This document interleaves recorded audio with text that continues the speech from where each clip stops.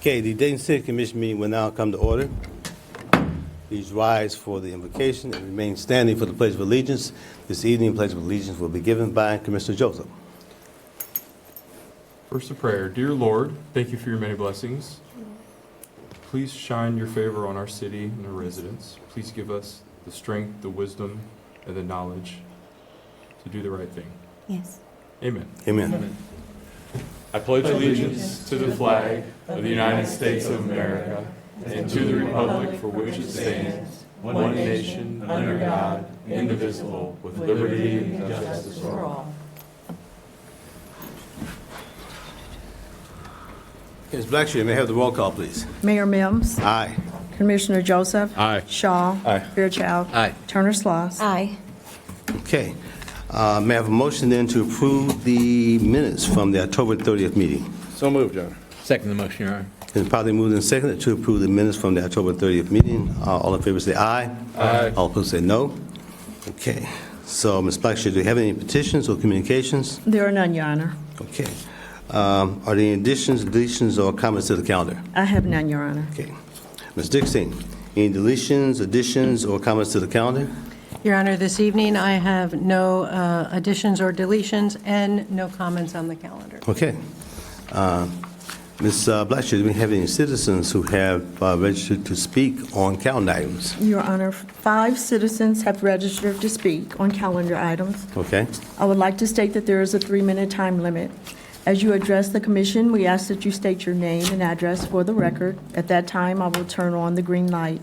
When the green light comes on, you will have 3 minutes to speak.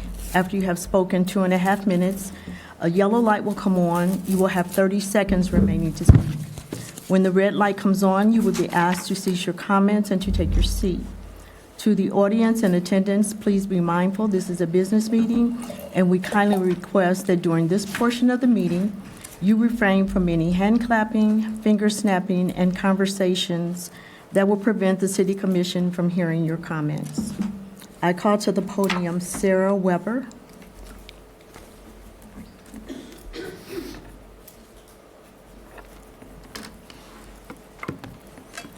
Good evening. Good evening, Commissioners.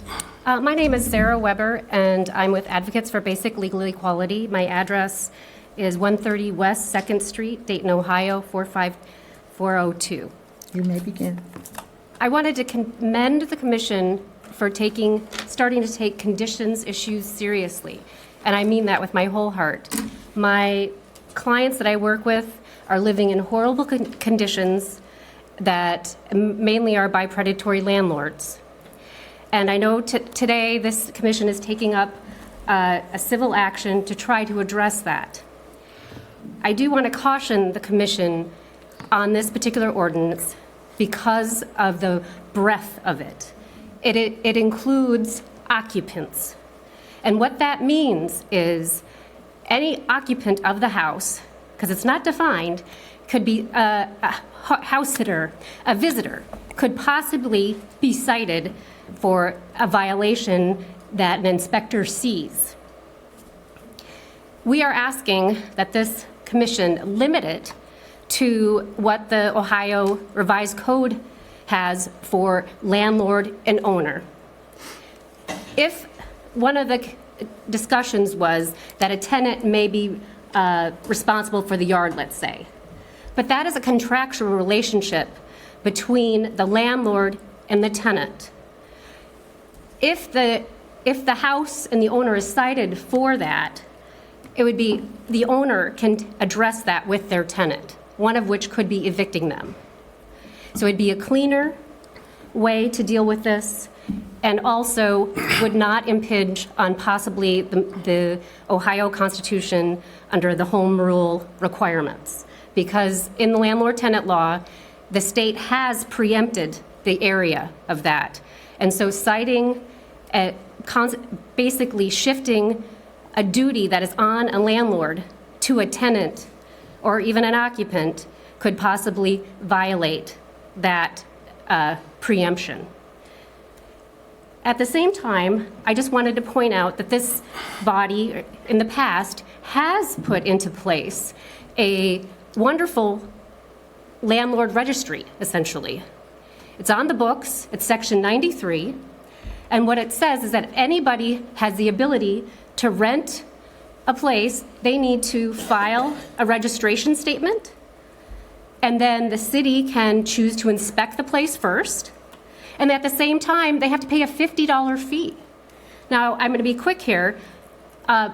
If the city chose to enforce this particular statute, they would be receiving a lot of money.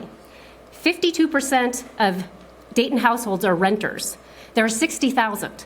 Basically, if you do the math, this commission is leaving over $1 million on the table biannually by not enforcing this. So we request that this commission take that provision seriously and please enforce it. Thank you, Ms. Weber. Thank you. Okay, thank you for your comments. Daniela Thorne.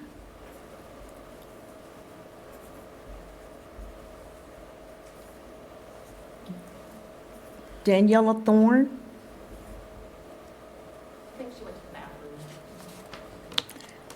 Kyle Babarad.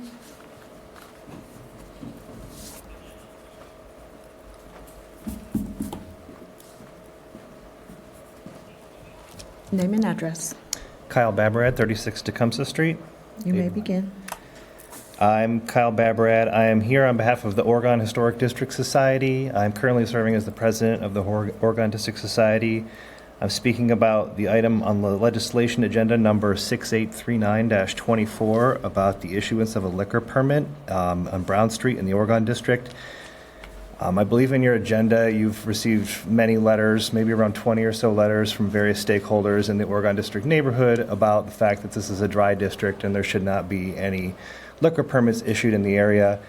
I believe in the agenda also the legal department has reviewed it and found similar findings. I just wanted to also come up that the neighborhood strongly opposes this. Even just speaking to people in the neighborhood, there's been a long history of issues over the last decades with alcohol, and the neighborhood specifically did a lot of work to vote this precinct dry. So it's not legal, and we just wanted to make sure that our voices were heard. And in our latest neighborhood meeting, the Board of Trustees of the Oregon District unanimously voted to oppose this, and we also sent a letter, which I believe is included in the agenda. And that's it. Thank you. Okay, Thank you. thank you for your comments.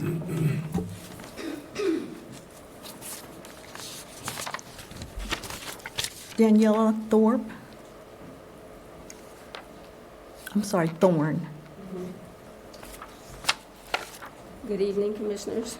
Evening. Your name and address for the record. My name is Danelia Thorne, and I live at 427 Middle Street, Dayton, Ohio. You may begin. Okay. I'm here as an advocate for the Dayton unit tenants. I'm here as a member of the Dayton unit tenant meeting to provide comments and on the proposed ordinance. When the city's department came to the Northwest Library to share information to the community, they shared that it is unlikely that the tenants would be cited under this ordinance. By the language that we received, it said otherwise. The ordinance that is being proposed today allows occupants of housing to be cited for violations, and no safeguards was in place to protect the tenants. This also would include holding tenants accountable for the conditions of their residence as being taken for full responsibility.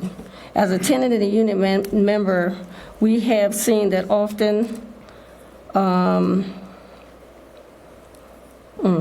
some tenants never receive a lease. Often they don't even get a lease. So to receive a lease to verify who is responsible for certain upkeep, the law department said that they would only hold a tenant responsible if it was in the lease.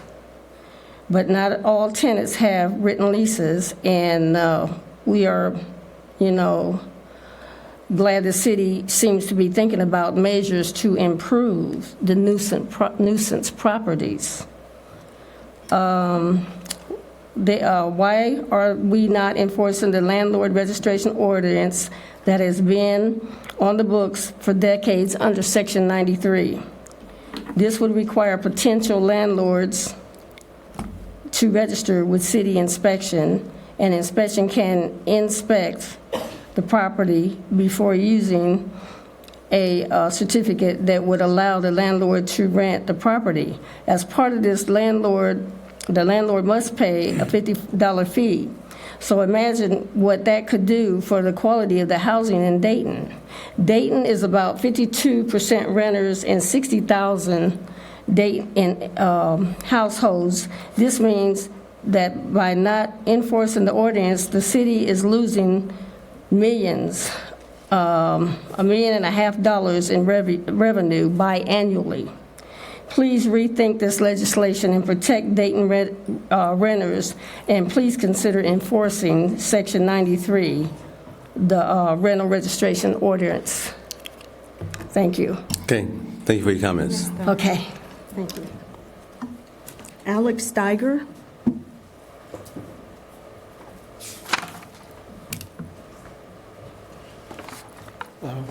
My name is Alex Steiger. My address is 2805 Whittier Avenue, 45420. Hello, everyone, and thank you for this chance to speak. My name is Alex Steiger, and along with my business partner, Joshua Goldman, we're applying for C1 and C2 carryout beer and wine licenses for our grocery store, the Brown Street Marketplace. This market will be located in the Oregon District at 104 Brown Street. Our goal in obtaining these licenses is to help us create a convenient destination for local shoppers. We're in the process of transforming a years-long vacant storefront into a welcoming neighborhood grocery, providing fresh produce and pantry staples. We believe this market will play a positive role in revitalizing the neighborhood. It will not be a liquor store. During this process, we did our own research, and everything we found indicated the precinct was wet. So we started the process for applying the licenses through the Division of Liquor Control, and eventually they came out for the inspection, which we passed. So now we're in the middle. However, the neighborhood association has raised an objection, stating that the district is dry. So we've reached out to the County Board of Elections, and they said it was wet. And we also reached back out to the State Division of Liquor, and they also said it was wet. And I have submitted documentation of that email correspondence to the council. My request is pretty straightforward. I ask that the council please clarify this issue, whether the district is wet or dry, and that if it is wet, that we please proceed with acquiring the licenses. In closing, I'd like to also let you know that we are committed in supporting the neighborhood's revitalization, and we believe the Brown Street Market will be a positive staple in the community. And that's all I have. Okay, thank you for your comments. Arlie Forte.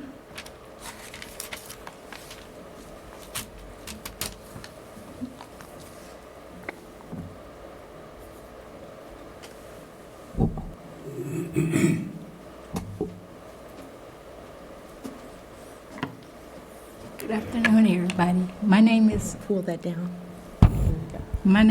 Arlie Forte. Your address, please.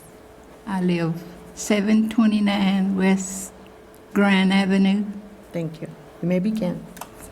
Okay, I was here once before, and my problem was with my landlord. For the latter part of 23, all of 24, I had no heat, none whatsoever. I had a list of complaints from 2020 up until 24. He did nothing. I complained. I called the city. I called housing. I tried to get Channel 7. I had roach problems, mice, holes in the wall, no batteries in the smoke detector. The hall was dim. My insurance had to pay for a guardrail to put outside because I needed it to get inside the house. They paid over $4,000 to have it fixed and pay the guy that did it. This landlord never did anything. I took him to Astro. And then with help I found an apartment and I moved out. So landlords are getting away with a whole lot of stuff because there's nobody's enforcing anything on them. Thank you for letting me speak. Okay, thank you for your comments.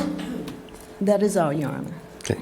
Commissioners, any comments on city manager's recommendations? Yes. Commissioner Turner-Sloss? Thank you, Mayor.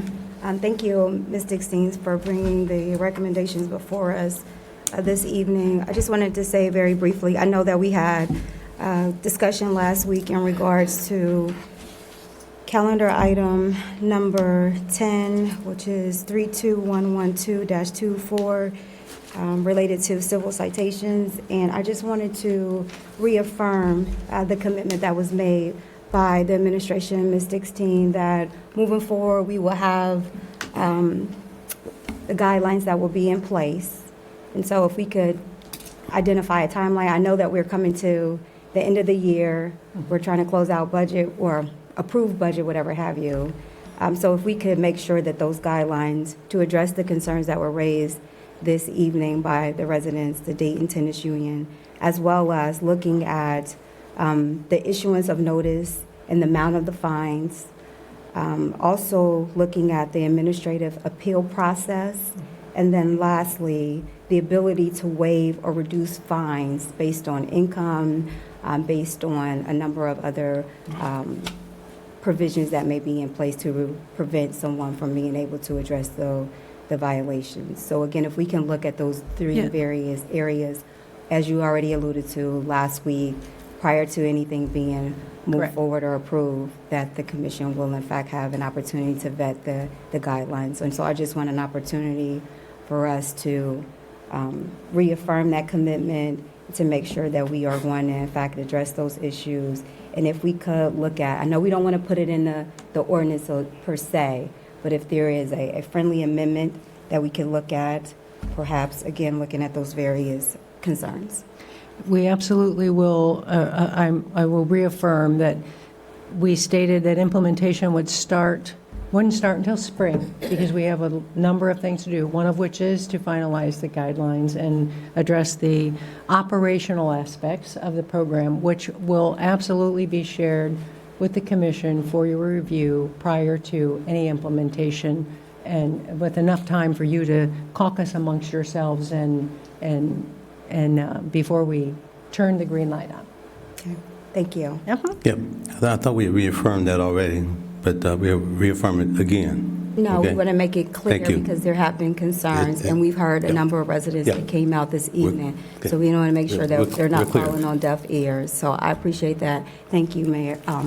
Thank you, Ms. Dickstein, for raising and addressing those concerns. Ms. Weber, thank you very much for being here. Thank you for the work that you're doing. And Mr. Babarak, thank you for raising your concerns and as it relates to the issuance of the liquor permit for calendar item number 6839-24.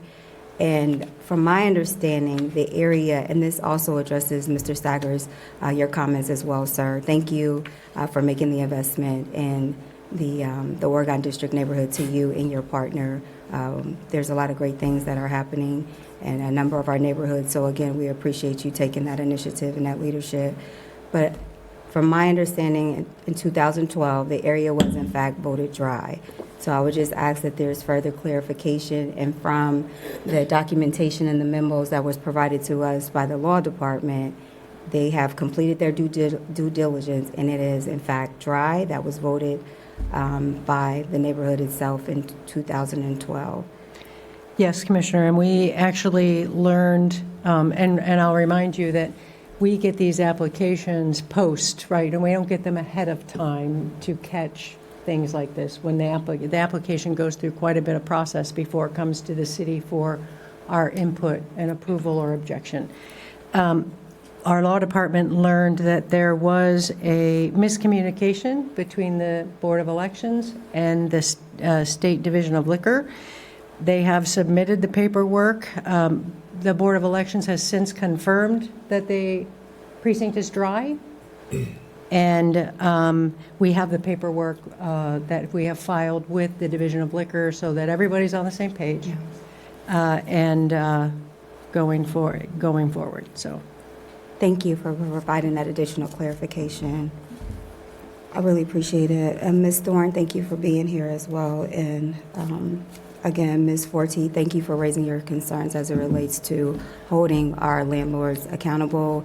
And I know this is some discussion that we've had offline in regards to our rental registration in Section 93, as well as with the administration and looking at ways, because again, to Ms. Weber's point, it is an avenue, it is a potential means for us to look at funding and housing trust fund and looking at ways it means for us to address the various housing violations that we have by providing the resources available to assist our tenants, our occupants, as well as our landlords. So I would hope that that's something that we can revisit, understanding that there is a piece of the rental registration that is in fact impacted by the auditor, Carl Keefe. But again, for us to have conversations to revisit where in fact the city of Dayton can play a part in making sure that we are addressing the housing code violations and providing a mechanism for funding. And that's all I have. Thank you. Okay, thank you. Commissioner Fisher. Yeah, no, thank you, Commissioner. You asked the questions that I wanted to ask. I feel bad for our resident who got miscommunication from the Board of Elections. Yeah. I don't know if there's anything we can do to prevent that going forward. Well, yeah, I think that's what we've done. Okay, We've corrected. for that particular precinct, I didn't know if there's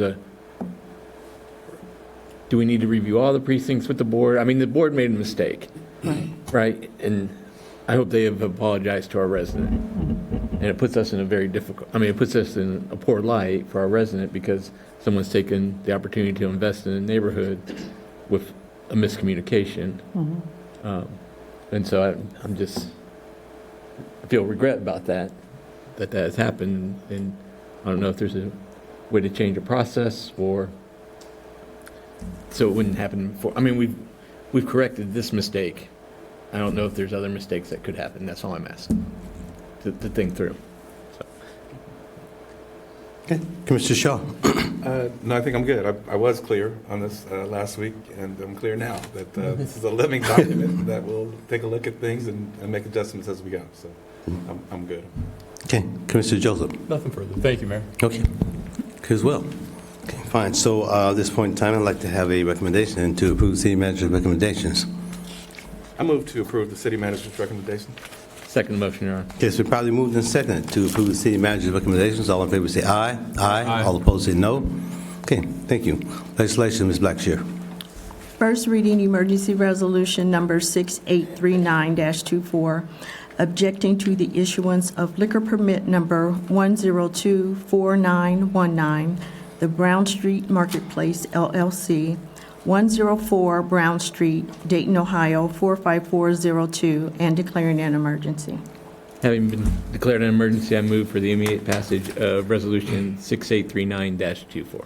Second, Your Honor. Okay, it's been probably moved and seconded to have resolution number 6839-24 declared emergency. All in favor say aye. Aye. All opposed say no. Okay. Second reading, emergency resolution number 6839-24, objecting to the issuance of liquor permit number 1024919, the Brown Street Marketplace LLC, 104 Brown Street, Dayton, Ohio, 45402. Mayor Mims. Aye. Commissioner Joseph. Aye. Shaw. Aye. Fairchild. Aye. Turner-Sloss. Aye. Second reading, ordinance number 32120-24, providing temporary appropriations for the ordinary operating and capital expenses of the City of Dayton pending passage of the year 2025 annual appropriation ordinance. Mayor Mims. Aye. Commissioner Joseph. Aye. Shaw. Aye. Fairchild. Aye. Turner-Sloss. Aye. Second reading, ordinance number 32112-24, amending section 61.02, 61.03, 61.04, 61.05, 61.06, 61.08, and 61.09 of the Revised Code of General Ordinances of the City of Dayton related to civil citations. Mayor Mims. Aye. Commissioner Joseph. Aye. Shaw. Aye. Fairchild. Aye. Turner-Sloss. Aye. Second reading ordinance number 32121-24, amending the official zoning map to establish Plan Development 190 for 1.42 acres at the southwest and southeast corners of West 3rd Street and Horace Street. Mayor Mims. Aye. Commissioner Joseph. Aye. Shaw. Aye. Fairchild. Aye. Turner-Sloss. Aye. Second reading resolution number 6837-24, approving the city manager's 2025 operating and capital improvement budget recommendations, authorizing the necessary implementation actions. Mayor Mims. Aye. Commissioner Joseph. Aye. Shaw. Aye. Fairchild. Aye. Turner-Sloss. Aye. Second reading resolution number 6838-24, authorizing the city manager to enter into a joint use agreement with the Greater Dayton School nonprofit to ensure public access to a park for 15 years so that the nonprofit may receive an appropriation through HB 2. Mayor Mims. Aye. Commissioner Joseph. Aye. Shaw. Aye. Fairchild. Aye. Turner-Sloss. Aye. That is all I have, Your Honor. Okay. Ms. Blackshear, do we have any citizens who are registered to speak? There are 2 citizens who have registered, and I would like to remind them of our 3-minute time limit. I call to the podium Bishop Johnny Graham, Jr.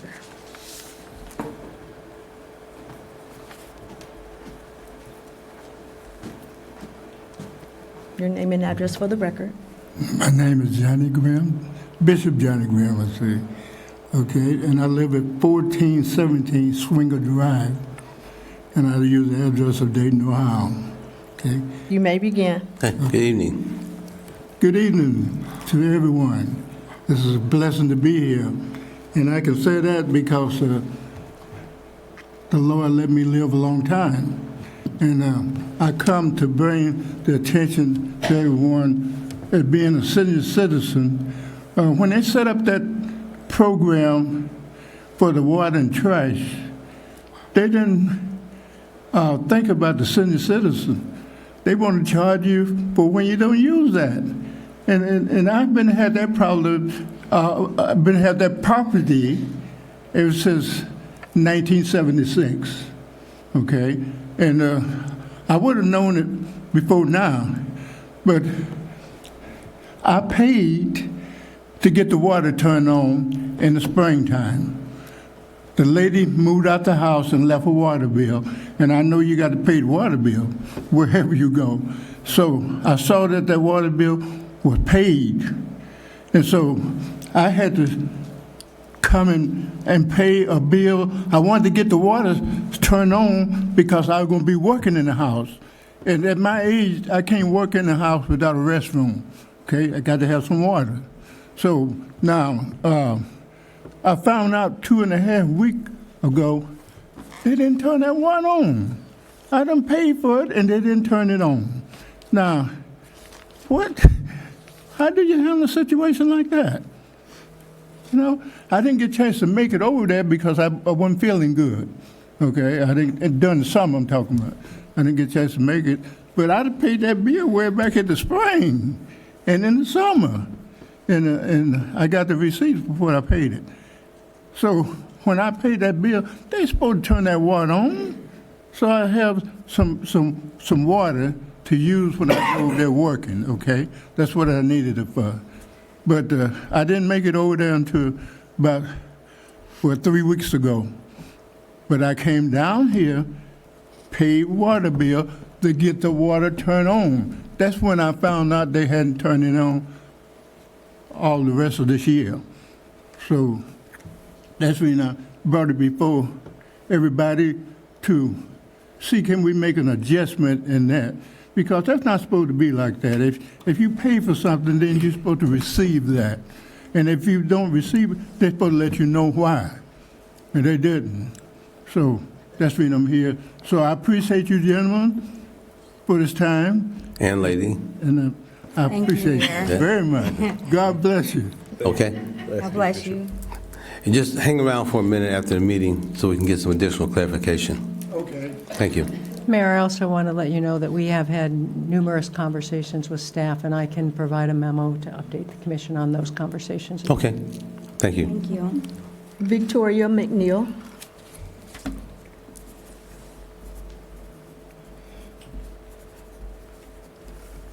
Good evening. My name's Victoria McNeil, 107 Neal Avenue, Dayton, Ohio, 45405. I did send Good evening. Good evening.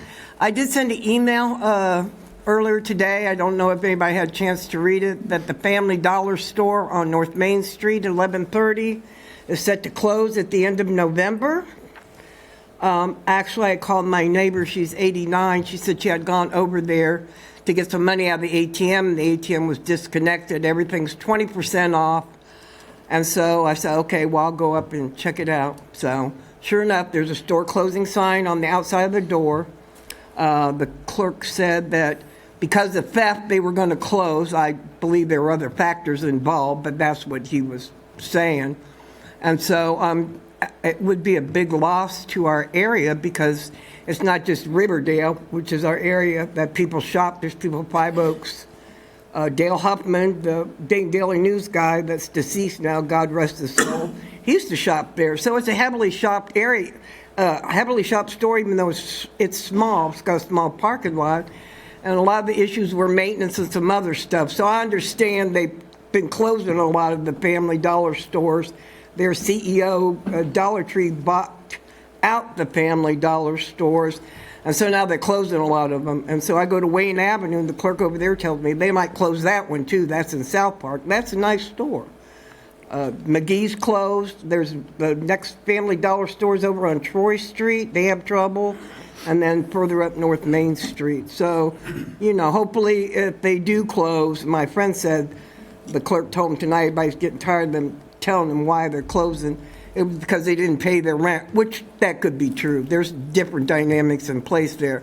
Hopefully someone will come in after them because they remodeled the store a year ago, and it's like it makes no sense. It just makes me sad that we're going to lose a business on North Main Street that's viable if it just was whatever, better kept, whatever. People still shop there, even though after COVID there wasn't a whole lot of people, so.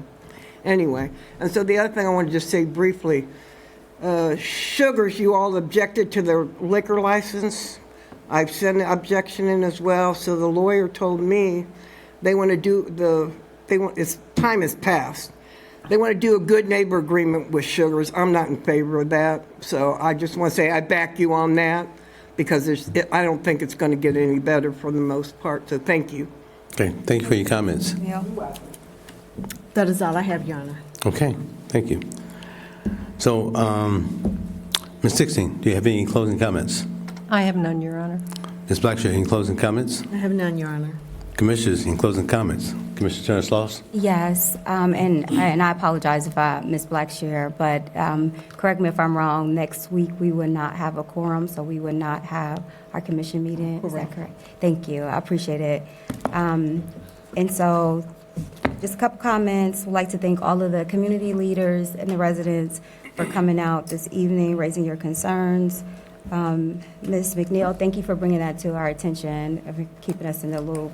We really appreciate it. And Bishop Johnny Wells, thank you, sir. It's good to see you, and thank you for raising your concerns. And I'm glad that you're here so that we can have additional conversation and figure out how we can address your concern even further.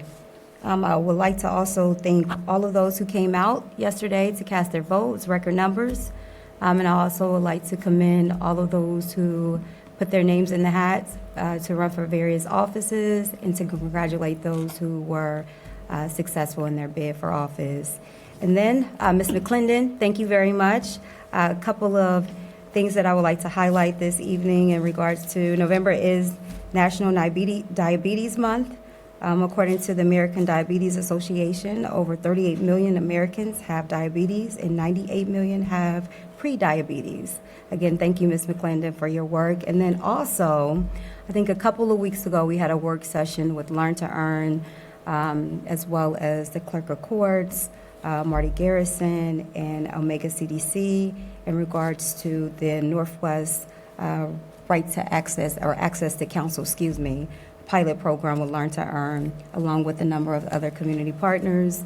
This program will provide legal representation and wraparound services for residents who live in the Northwest quadrant of the city of Dayton. It's for 1 year. It will begin on November the 12th, and that is the next Tuesday. Any tenants that are facing eviction living in Northwest with households below 200% of the federal poverty level, are pregnant or having children living in those homes, are encouraged to apply directly online, and that is www.legalaidline.org. And I'm sure we'll share this information through the various social media outlets. And that's all I have. Thank you. Okay, thank you. Commissioner Fairchild. Yeah, thank you. Thank you, Commissioner, for your comments. And I would echo your comments to the citizens who came out tonight to participate in the meeting and our democracy. And also my commendation to those people who ran for office, whether they won or lost, to put themselves out there to be public servants is commendable. And so commend them. And then congratulations to those who won, to all the voters who came out, and to our community. I was out throughout the day, and our citizens were civil in the midst of heightened tensions. Our folks were friendly, and Dayton at its best, quite frankly. So I was grateful for that on what was actually a beautiful election day in terms of the weather. You don't get election days like that very often in November, right? It's true. Mayor, and to our other veterans, I want to acknowledge Veterans Day on Monday and thank all our veterans for their service.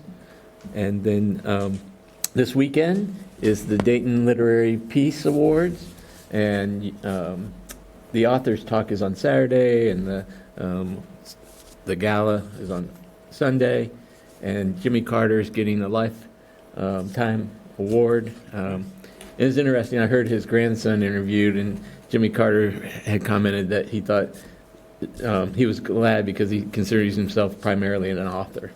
Of all the things he's done, he's primarily an author. And I have his acceptance speech when he won the Nobel Peace Prize, and this is his closing statement, which I thought would be appropriate. Ladies and gentlemen, war may sometimes be a necessary evil, but no matter how necessary, it is always an evil, never a good. We will not learn how to live together in peace by killing each other's children. The bond of our common humanity is stronger than the divisiveness of our fears and prejudices. God gives us the capacity for choice. We can choose to alleviate suffering. We can choose to work together for peace. We can make these changes, and we must. Okay. Thank you for that. Yeah. Very nice. Commissioner Shaw. Yeah, I just wanted to take this opportunity to kind of clarify a couple of things that came up last week from the citizens, the residents, which I believe were kind of misrepresentations, and I just want to clarify regarding DRITA and some other internal practices. This commission granted our authority to the city manager so that she can approve contracts up to $50,000 without coming before us for a vote. While she has the authority to execute those contracts herself, it's been our direction that those expenditures must still align with policy directions from the city commission. We also understand that the city manager should consider budget constraints and priorities. And to date, we have not provided the city manager with direction to change our position on DRITA. DRITA is an economic development initiative that has been in place for 10 plus years and involves the city, the county, and the Dayton Development Coalition.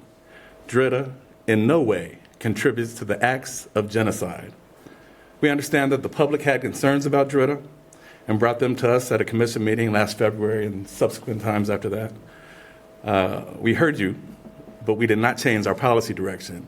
And I haven't heard from any of my colleagues that there was a desire to change our policy direction on that.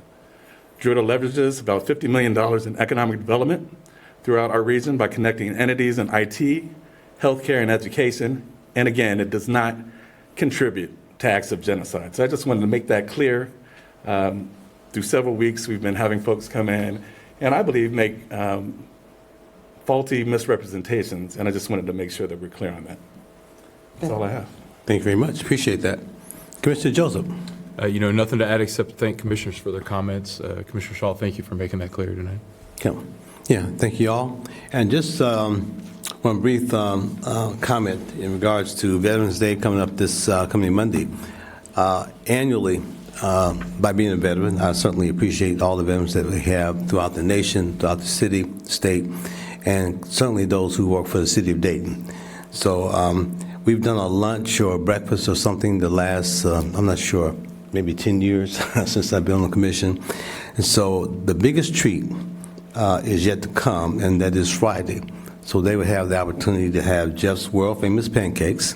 I think we have about 100 people who already signed up.